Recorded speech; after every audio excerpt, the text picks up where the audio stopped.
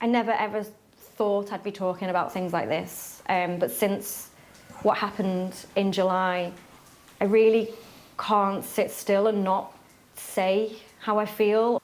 Last summer in Southport, Leanne Lucas survived the unimaginable.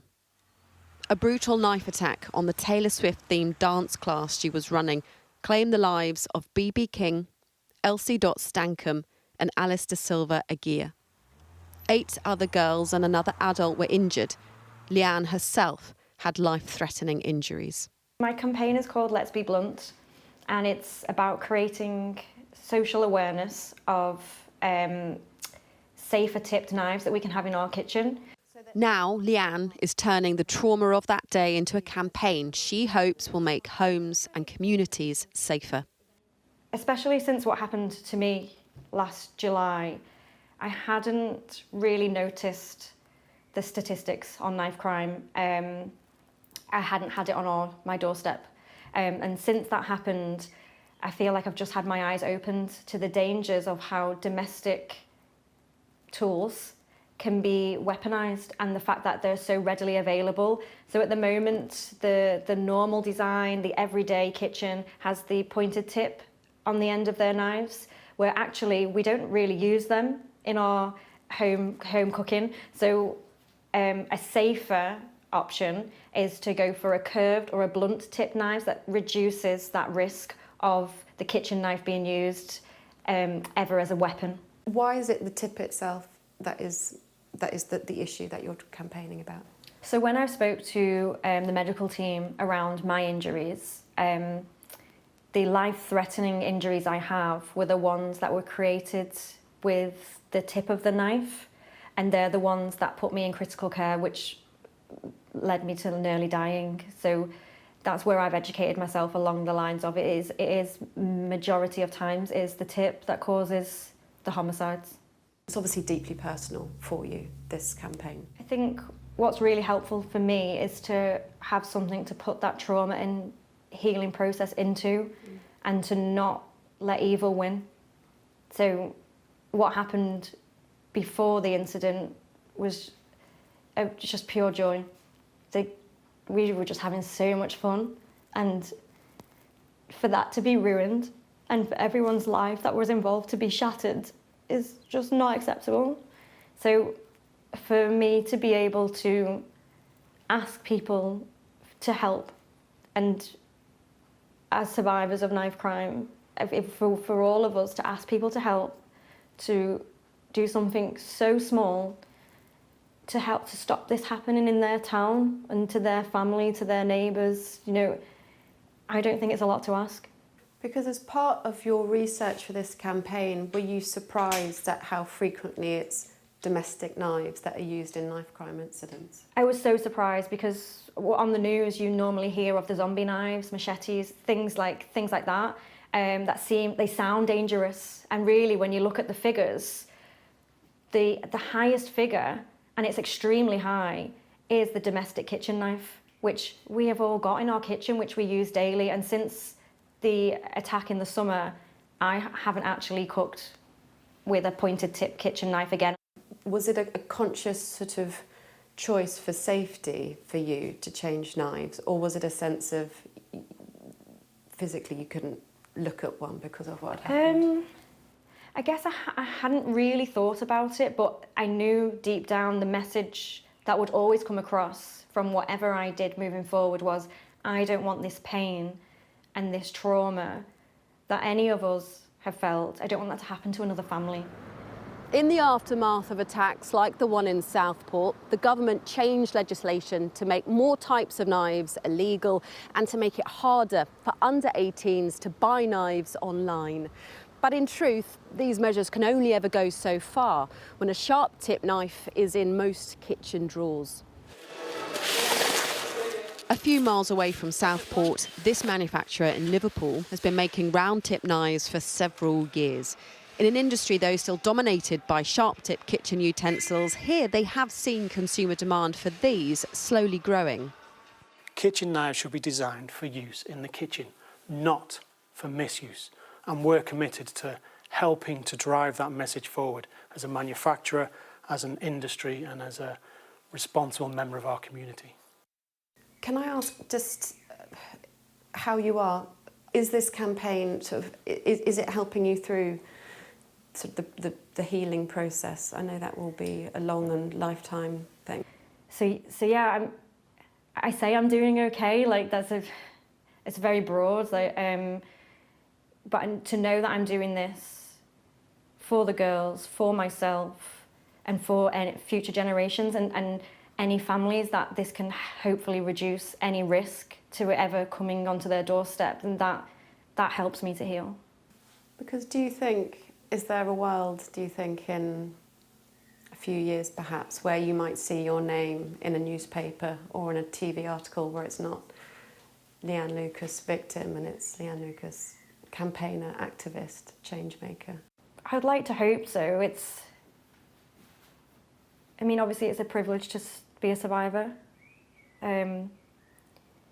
but I don't want to be defined by what happened to us. We will never let that happen to us here in Southport. We will not be defined by that moment. We can try and move past it, remember it always, but move past it and do people proud. You know, we're not going to stay where we were. We're going to move forward and we're going to take everyone with us. Who do you want to make proud? Everyone that supported me, family, friends, and all the girls. That's what I was doing it for originally. It was my work was for the girls. My work was for community. It was enhancing the community, focusing on well-being and just creating memories that will last a lifetime. And I don't want this to be part of our memories. So if I can inspire any of them, if I can show them that there's hope and there's real change came from what happened to us. We didn't sit back and say, oh, you know, that happened and we're going to let it happen to other people. If I can do that, then that's what I'll do. Leanne Lucas there speaking to Sky's Katerina Bertozzi. Let's bring you some breaking news from tonight. Liam O'Hannah, who is an individual who performs with the rap trio Kneecap, has tonight been charged with a terrorism offence. The 27-year-old performs under the stage name Mo Chara. With a picture of him there. Sky's Matthew Thompson is here with me. Kneecap in the headlines fairly recently. However, this charge relates to a gig last November, according to the Met Police. What details do you have? On the 21st of November, in fact, in the O2 Forum in Kentish Town, when Liam O'Hannah, who, as you say, is perhaps better known as Liam Og or Mo Cara, which means my friend in Irish, is his stage name, allegedly unfurled a Hezbollah flag. And the Metropolitan Police says, in circumstances as to arouse reasonable suspicion that he is a supporter of a prescribed organisation. So effectively supporting prescribed organisations like Hezbollah is illegal in the United Kingdom, and Liam O'Hannah allegedly unveiled a flag at one of Kneecap's gigs in support of Hezbollah. He's now been charged with a terror offence. He's going to appear at Westminster Magistrates Court on the 18th of June. And just a brief bit of background for those who don't know who Kneecap are. They're a very, very, well, they're more than up and coming. They're up and went, really. Irish rap trio from Belfast, largely. They've taken the scene by storm. They've won a BAFTA for a very, very well-regarded film that they put out. And they're also playing at very, very high-profile events like Glastonbury this summer. Now, it remains to be seen what effect, if any, this charge will have on those performances. But for the moment, he has been charged and he has a court appearance in June. OK, Matthew, thank you. Matthew Thompson there with the latest on that breaking news this evening. It has been, by many accounts, the most contentious decision since Sir Keir Starmer took power, stripping winter fuel payments from millions of pensioners. Today, a U-turn of sorts. The Prime Minister saying that he wants to look at making more people eligible for those payments again as the economy improves. But questions remain tonight, including whether it will happen in time for this winter. Our political correspondent Rob Powell has more. From its announcement last summer, those not in receipt of pension credit or certain other means-tested benefits will no longer receive the winter fuel payment. And at every opportunity since, I took the choice to make sure our economy was stable. The government has insisted that cuts to winter fuel payments were staying. Prime Minister. Now, a change. I recognise that people are still feeling the pressure of the cost of living crisis, including pensioners. And that is why we want to ensure that as we go forward, more pensioners are eligible for winter fuel payments. The Conservative leader eventually questioning the move. I'm going to ask him a simple question. It only requires one word, yes or no. Is he planning to U-turn on winter fuel cuts? Yeah. Yes. Prime Minister. Mr. Speaker, I made clear in my earlier answer that as the economy improves, we want to take measures that will impact on people's lives, and therefore we will look at the threshold. But there's little detail from the government or the Tories on who should keep the payment. You don't think it should be reinstated in full? This shouldn't be a return to where we were 12 months ago? We have always said that the winter fuel payment is something that we believed in. 14 years we kept it. We did not change it for 14 years. Now, if there are budget pressures, you can look at people, perhaps who are millionaires, who don't necessarily need it, but you shouldn't take it off the backs of people who are earning £11,000 a year. Specifics are now due in the autumn budget, but there's no guarantee that payments will be restored in time for this winter. The government insists this move is down to an improving economic picture. In reality, you can't disentangle this from Labour's plunging popularity.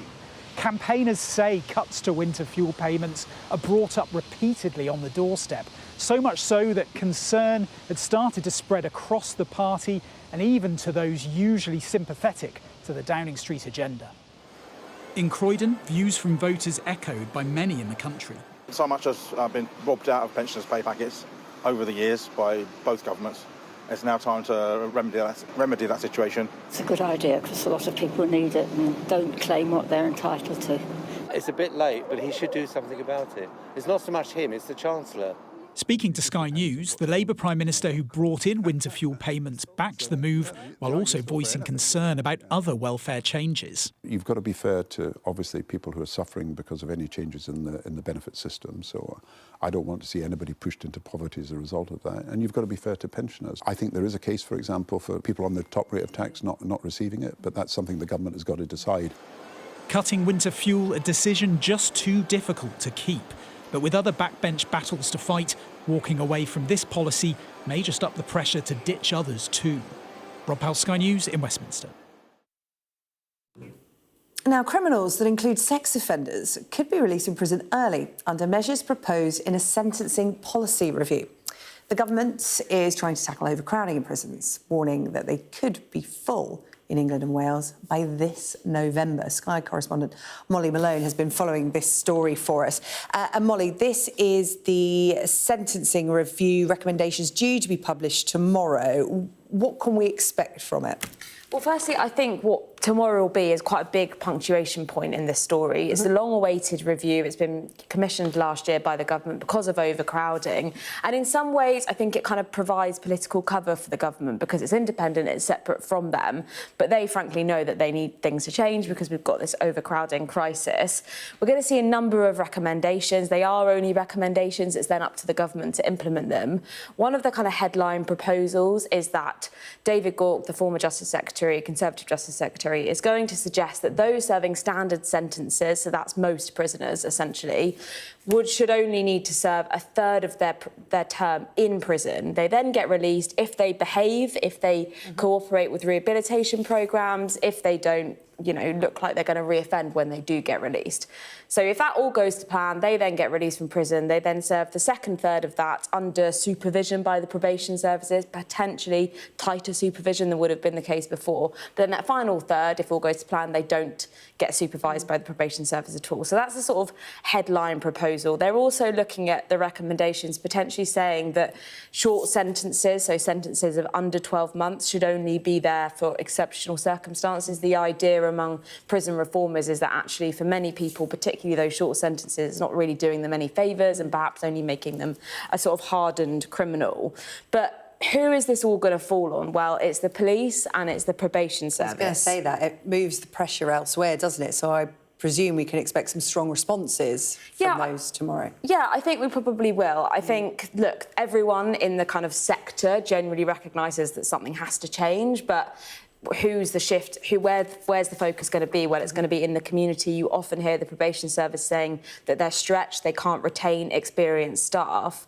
And so the pressure is going to be on them to manage more people in the community for a greater period of time if we're sending less people to prison. And then that brings me to victims, because victims need faith in the criminal justice system. They need faith that the police and the probation service feel that they can manage those people. And remember, these are victims groups, these are victims that for the last 6 months or so have heard about early release. So this is really adding to that. You know, already we hear that victims don't have faith in this sort of broken criminal justice system. So I think there will be lots of concerns, while recognising that change is kind of needed to stop prisons being overcrowded. OK, Molly, thank you. Molly Malone there. Those recommendations out tomorrow. We'll, of course, have full coverage here on Sky News. Molly, thank you.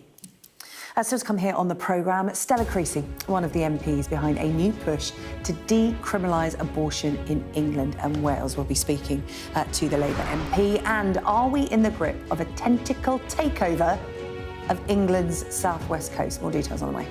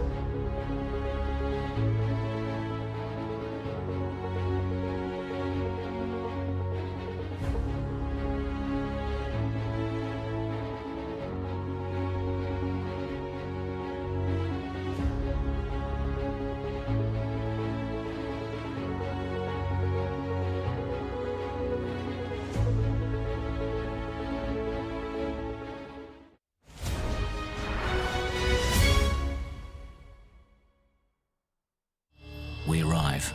A secret hospital hidden in the Myanmar jungle, treating the victims of this bloody war. This is Myanmar today. Its military rulers don't want the world to see, but we have. I fight for my own future. I fight for my generation's future. This is an actual crime. They don't care for that. Myanmar army is only a couple of kilometers away. So this is a major humanitarian disaster.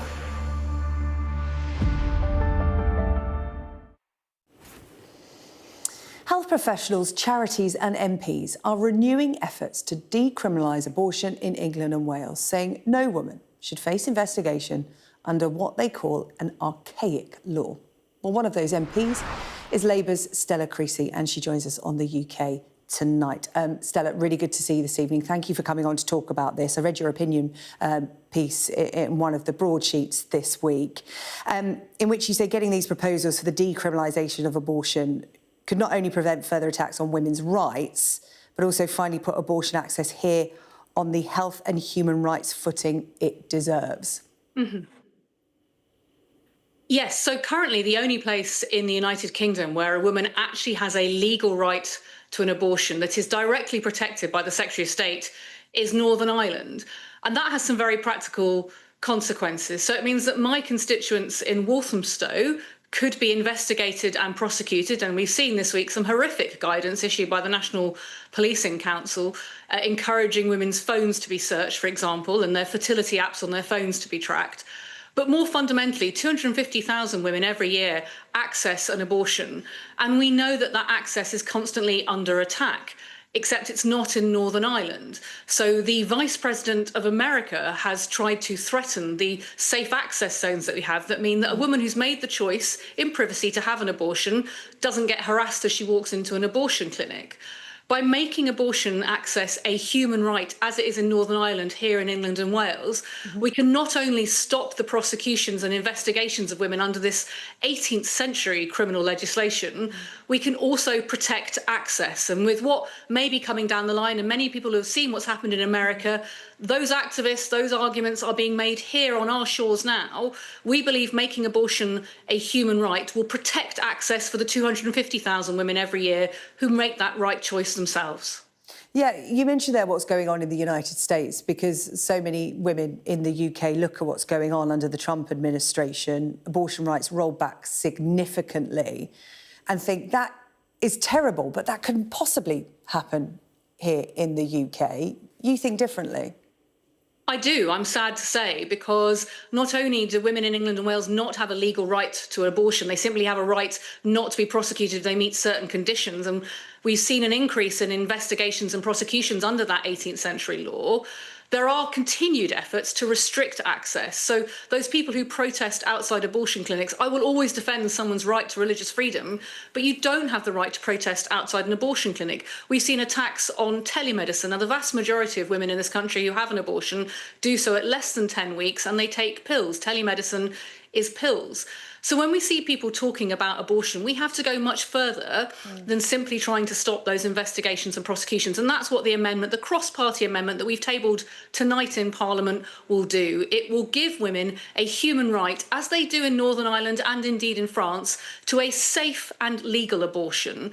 It will not change, let me be very explicit about this, the time limits, the conditions under women which access abortion. It explicitly retains the 1967 Abortion Act in the wording of it, but it will give them a champion in government for their rights, the Secretary of State.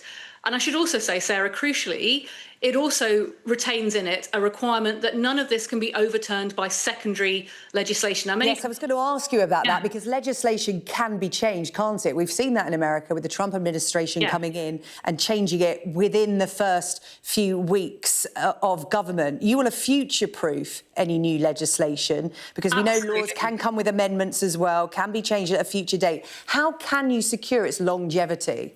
Absolutely. And when I hear colleagues in other political parties repeating those American discourses, talking about wanting to have debates to restrict access to abortion, I know we need to put this beyond any government being in power, being something that can be done in a small committee in the back guards of Parliament, which is what delegated legislation committees are. So our amendment explicitly restricts the ability of ministers to use those powers. It would have to be a vote of every single MP to roll back a woman's right to choose if this amendment goes through, which would mean it would have to be a properly democratic moment. I say to anybody concerned about abortion in access that we have to be vigilant and we have to get ahead of these debates and these arguments. And I've lived and breathed them for many years now. This human rights amendment will be the future protection that we need for abortion access in this country. It will end the investigations and prosecutions. It will protect access, and it will do so in a democratic fashion. Yeah, and it comes at a time with reports suggesting the number of women being convicted in relation to abortions and pregnancy loss has increased in recent years. Stella, it's a really important topic, and I'm really glad you came on tonight to highlight it, so thank you for that. I do just have to ask you about the issue of the day, if I may, winter fuel allowance. Yes. I'm sure you welcome this, and I'm sure many of your constituents will ask, may already have been flooding your inbox asking, will this affect me, and will it be in place for this winter? Listen, I'm pleased because I was one of those people who queried the threshold. I think we all recognise that it probably wasn't right for the King and Rod Stewart perhaps to get a winter fuel payment, but we also recognise that the pension credit limit was too low to recognise where this could make a difference. And I hope this is the start of a better conversation between all of us in government about how to get welfare reform right. I'm looking to the changes around PIP as well, and the genuine feedback from many of us about whether the approaches that we're going to see, particularly on things like the two-child cap, will actually lead to more poverty or help us get people into work, help us support families, help us get this country moving again. So I'm very pleased to hear the Prime Minister recognise the need to act on winter fuel, and I hope that heralds the start of a much more productive conversation about welfare reform. Stella Creasy, always good to talk to you. Thank you so much for joining us on the UK Tonight. Appreciate it. Thank you. Still to come here on the UK Tonight. Should more of the country be opened up to wild camping? Campaigners make a push after a landmark Supreme Court ruling on Dartmoor.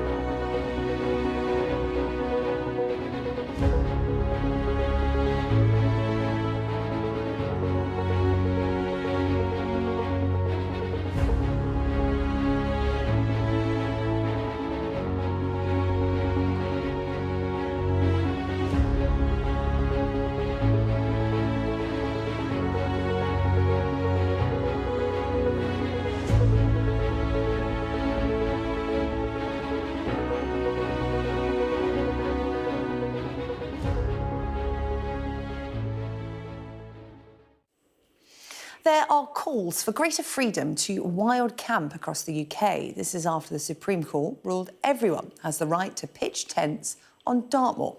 The 5 justices ruled unanimously against 2 landowners who claim that some campers cause trouble for livestock and the environment. Our West of England correspondent Dan Whitehead has this report. Across the wilds of Dartmoor, this was David versus Goliath. Wild campers against wealthy landowners. A 2.5-year legal battle came down to this moment at the Supreme Court. The Court of Appeal disagreed and held that Section 10.1 did confer a right to camp on the Commons.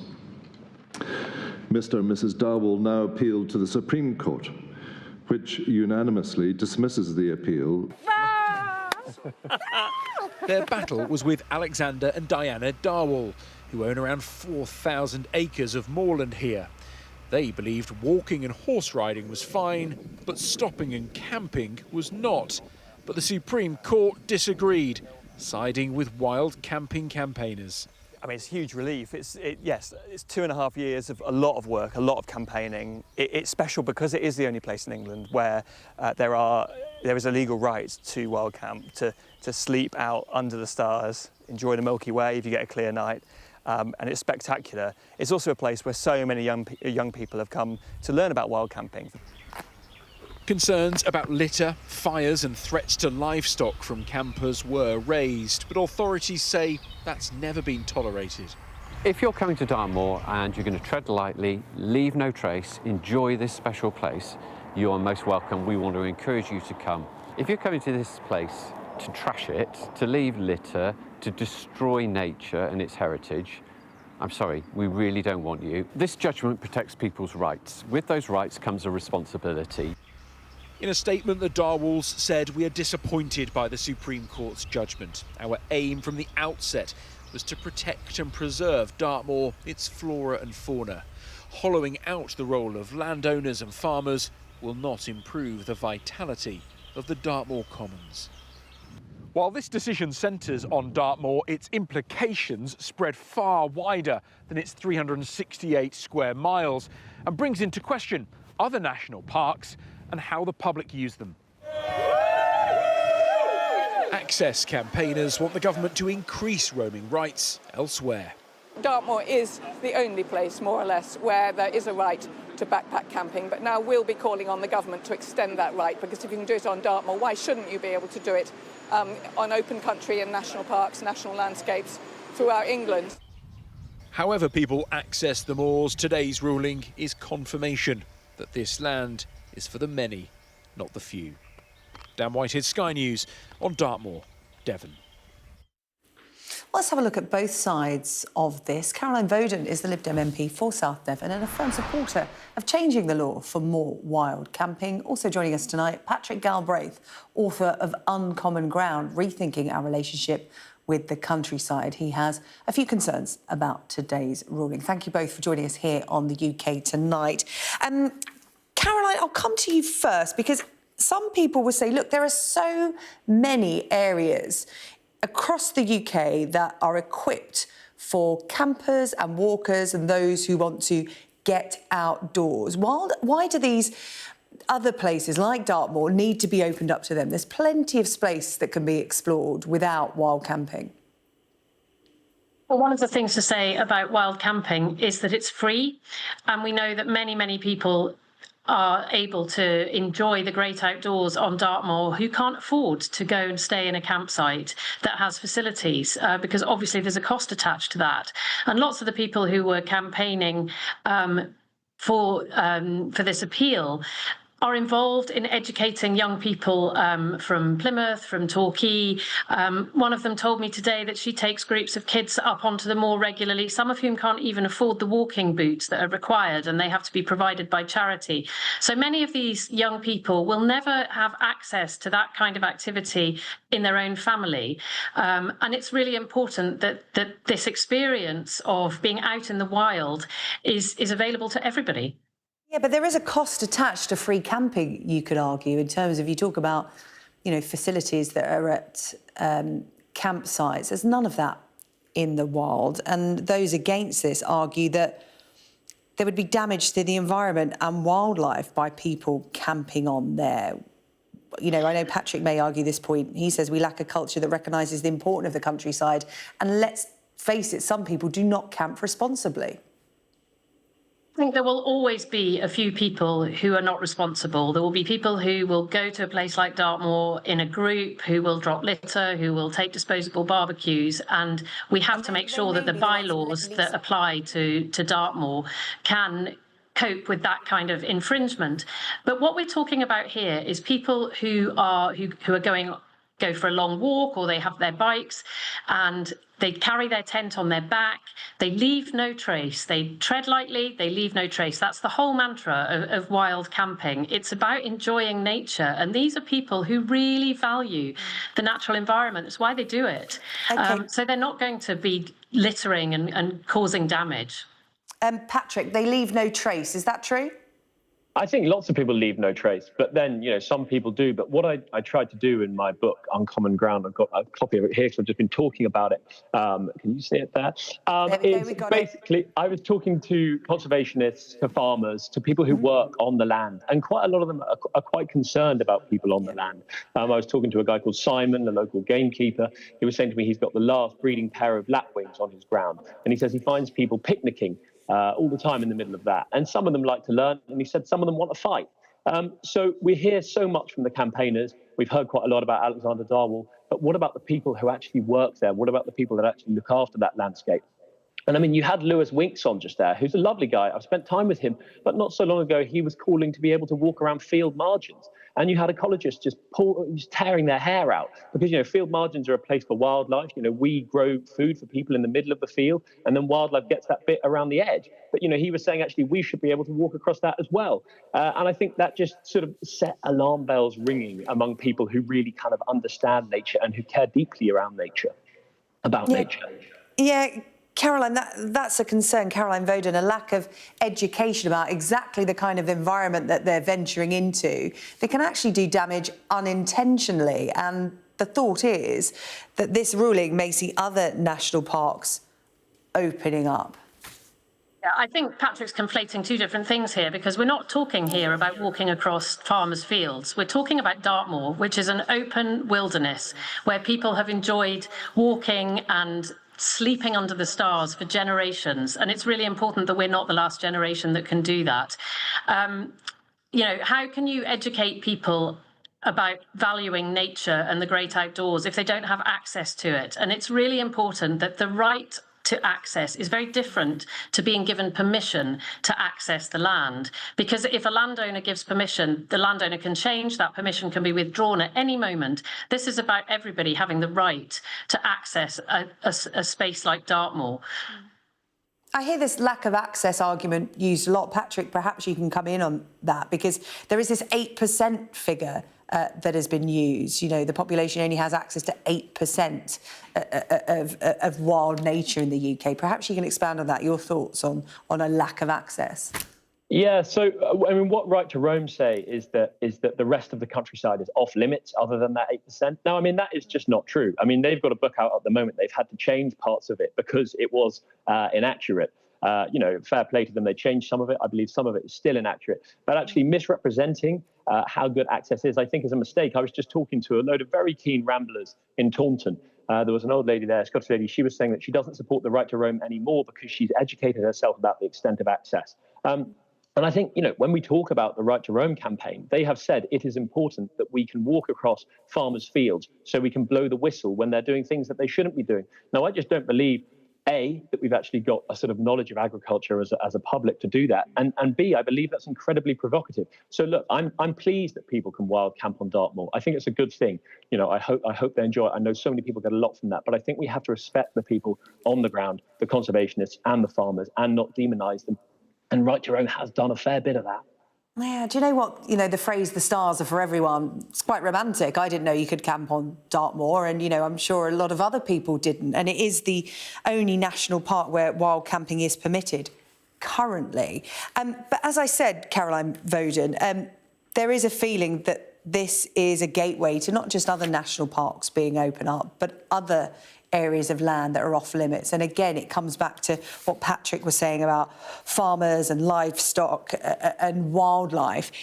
Are you concerned about that? Because yes, Dartmoor is one thing, and I know that's very much your area, but other areas of the UK opening up, there can be concerns there. There has to be a conversation, doesn't there? All of these things have to be done with careful negotiation and consultation with all the people involved. And of course, that involves farmers who are earning a living, who are growing the food that we eat. And, their livelihood is really important. So when people hear the phrase right to roam, they automatically think that means people are going to feel that they have the right to go trampling across anything, anywhere, at any time. And I think, in my view, I think it's really important that there are restrictions around that. A farmyard is a working environment, can be a very dangerous environment. So this is not about opening up everything to everyone. you know, at any time. As I said, it's about having a conversation about opening up nature and the great outdoors to more people. We know that more than 3/4 of children want to spend more time outdoors, and 70% of UK adults find that being outdoors improves their mental health. We have a mental health crisis in this country, and one of the ways we can address that is by giving people more access to green spaces and to nature. It's really important, you know, both for body and soul. And I think it's a fundamental conversation that we have to have in this country. 50% of the land in this country is owned by 1% of the people. You know, so there is a conversation about our land. It's very limited. We're on a small island, but we need to educate children. We need to give them that experience. We need to give them the wild, unscripted experience of being out in the wild, you know, obviously with adults, so they're looked after, but you know, it's very different than taking them on a farm visit for an hour or going to the local park. You know, when it is young wild. people It's not a controlled environment. But when young people do things like the 10 Tours Challenge, which they do on Dartmoor, which is a really challenging weekend where they go in groups and they navigate themselves, you know, it's a life-changing experience. And if we give young children the opportunity to experience that, they are more likely to grow up with a love for nature and an understanding of the natural environment and how to respect it. And it's about education. And just lastly, I'd like to say that, you know, Alexander Darwell has spent nearly £500,000 on this court case. And I find it desperately sad that £500,000 wasn't spent on, you know, providing experiences for deprived kids in South Devon. OK, all right. Caroline Voden, thank you very much. Patrick, a final word from you. Obviously, wild camping, people should use it responsibly. It's not an excuse to take, you know, a massive tent, fairy lights, barbecues. You know, that, I guess, is the message that should come with anything that's associated with wild camping. It's the simplicity of it. I totally agree with so much of what Caroline's saying. I mean, I actually end my book, Uncommon Ground, by contacting Alexander Darwell, who I had an interview with, to say, you know, in effect, you should do more for children on Dartmoor. You know, children really want to get out there. You own all this land, right? Surely you've got a responsibility to show them it. But I just wanted to pick up on one thing you said, is that you said Dartmoor is a wild landscape. Dartmoor is a managed landscape. You know, and I went and spoke to a fair few commoners when I was writing on Common Ground about the difficulties that they have for all sorts of reasons, farming, but also access. And I think we can't forget about working people in the countryside and all of this. I mean, you said David versus Goliath at the start, but there are so many people in the middle who are just trying to make it work as farmers, who are managing this landscape. And you know, we've got to remember them. And I wanted to speak to them in this book. This is their story on Common Ground. Yeah, it is very much about getting the balance right, isn't it? Listen, both of you, thank you so much. Caroline Voden, MP for South Devon, and Patrick Galbraith, author of Uncommon Ground, Rethinking Our Relationship with the Countryside. Really interesting discussion. Thank you. Thank you. Coming up on the programme, are we in the grip of a tentacled takeover of England's southwest coast? We'll be taking a look. And there's an injury scare for Emma Raducanu just days before the start of the French Open. Details on the way.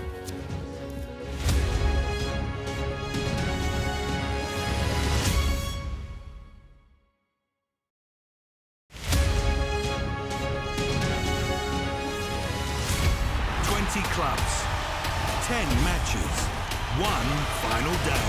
It's Premier League Championship Sunday. Broadcasting and streaming live. The Champions League chase comes to an end. And Liverpool are crowned in front of the Anfield faithful.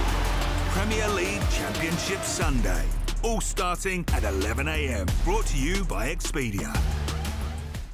They are pushing forward, trying to get people to disperse. What Prince Harry wanted to do was to eject me. Is that your opinion? It is. It is. They were serious, coordinated attacks. It's an entire generation that will have to contend with the horrifying impacts of this conflict. The number of patients is increasing. It's been quite some day. What country are you from? The UK. Why don't you go back to your country? You've gone viral. I've ever had such a reaction. It's just incredible. Since the Oval Office meeting, have they reached out to you? If Ukraine asks for help and its allies decide to help, then that's the end of it. Criticism of you, the president, is banned. How is this a fair election? Historic day here today. Beth Rigby from Sky. You said to people, I'm not coming back for more, but you have come back for more. There could be some more painful decisions to come. Thank you. Thank you all. We are under Israeli military restrictions in terms of some of the things that we can film, but it's important to be in there. What a slow drive for the president as he approaches his golf club. 4 more years! Free wherever you get your news. I'm Mark Stone and I'm Sky's correspondent based here in Washington, D.C. Our app gives you the very best of Sky News wherever you are. Breaking news, videos and analysis. Evidence of the crisis. Podcasts, watching us live. I'm live in Jerusalem. Wherever you get your podcast. All in one place and all at just the touch of a screen. The Sky News app. Get the full story first.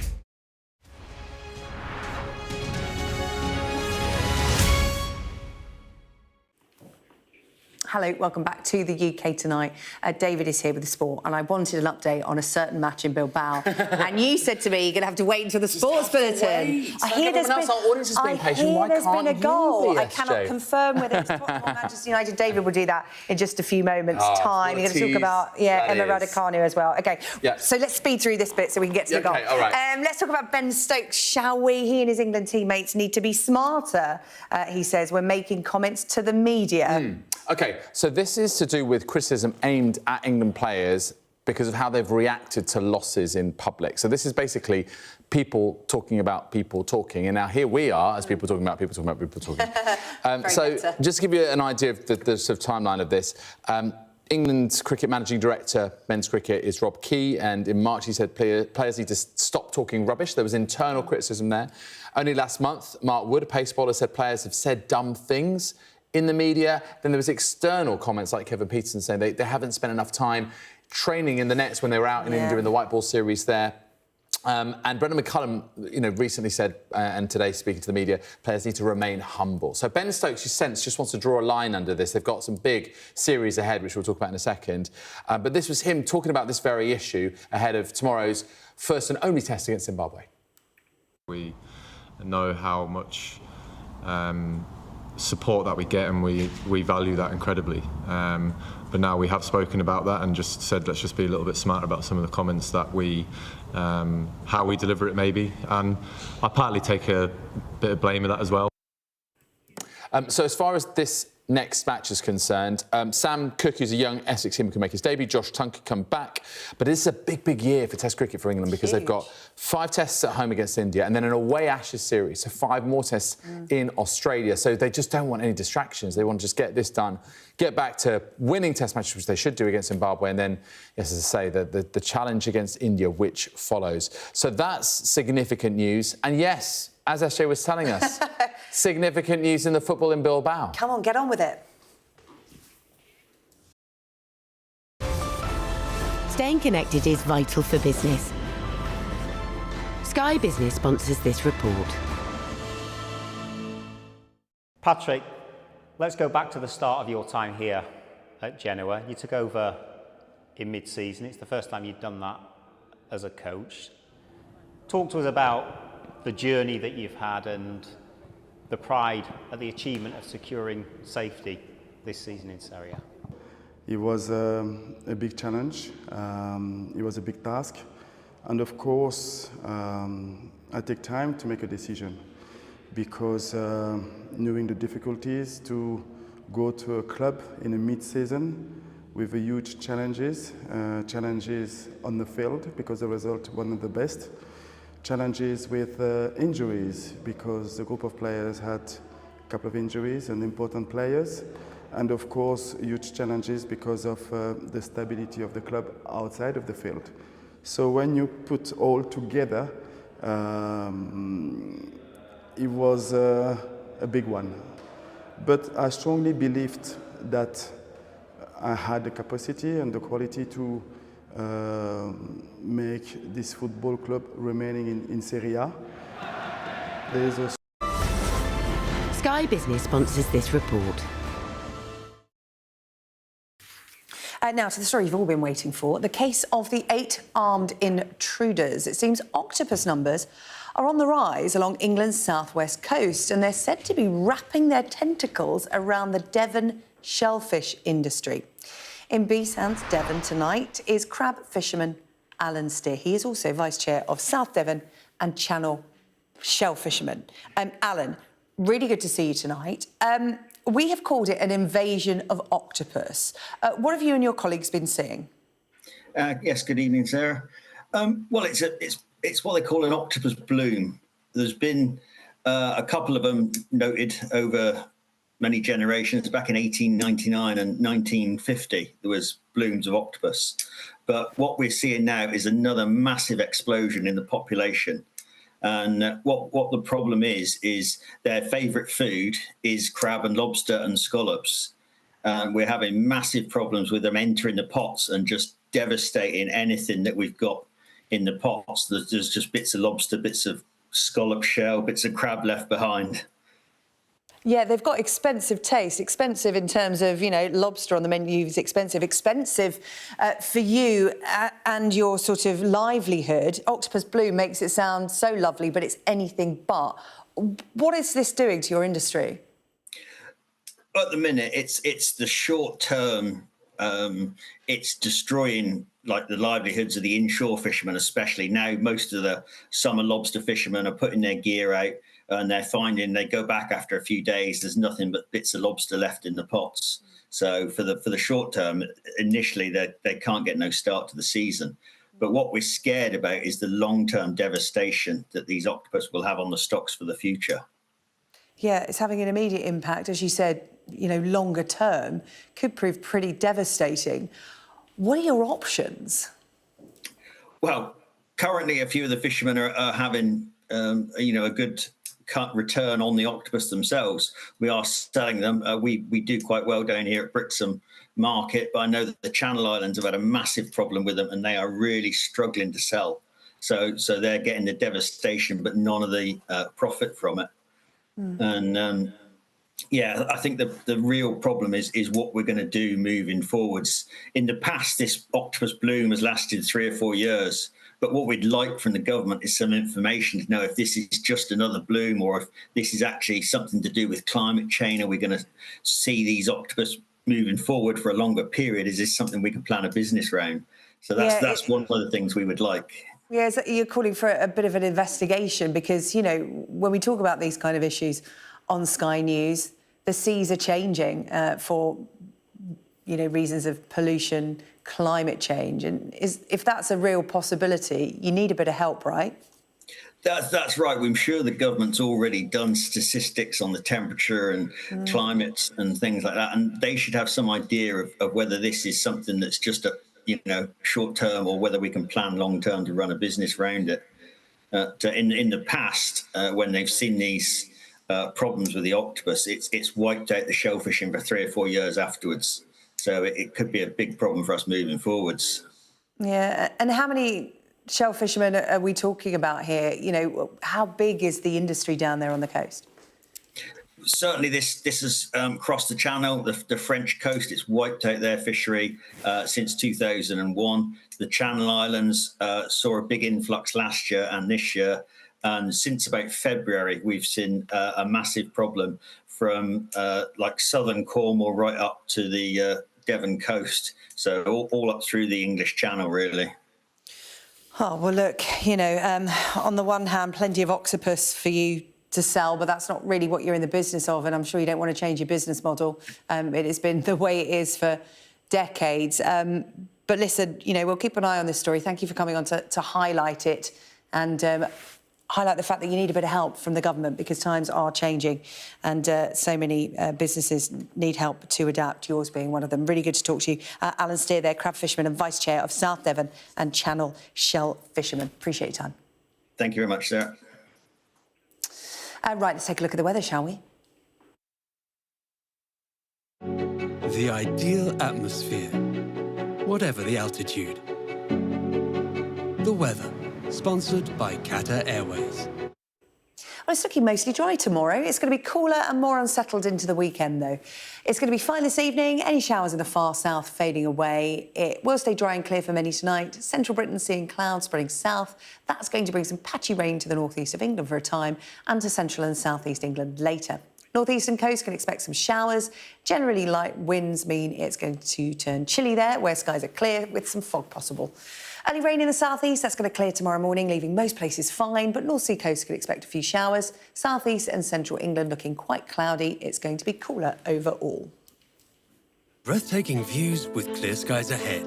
Qatar Airways sponsors the weather. Well, that's all from the UK tonight. Thank you for your company. We will return tomorrow night at 8 o'clock. Up next, it's Yalda Hakim with The World. I'll see you tomorrow.